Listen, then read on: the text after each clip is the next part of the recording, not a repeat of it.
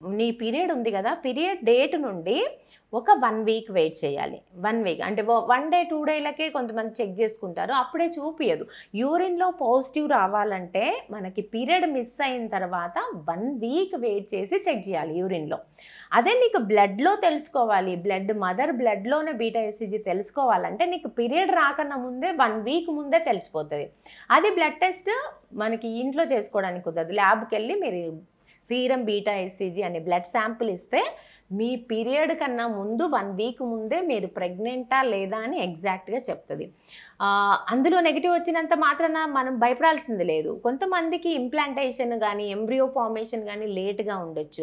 దానివల్ల మనము ఇంకా పీరియడ్ వచ్చే టైం వరకు గూడా వెయిట్ జేసి బ్లడ్ సీరం బీటా ఎస్‌సిజి చెక్ జేసుకోవాలి.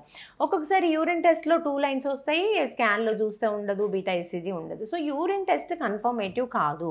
యూరిన్ టెస్ట్‌లో నెగెటివ్ ఉన్నంత మాత్రాన గూడా ప్రెగ్నెన్సీ లేదని చెప్పడానికి లేదు. యూరిన్ టెస్ట్‌లో ఫాల్స్ పాజిటివ్, ఫాల్స్ నెగెటివ్ ఉంటది. అంటే అది కన్ఫర్మేటివ్ టెస్ట్ కాదు.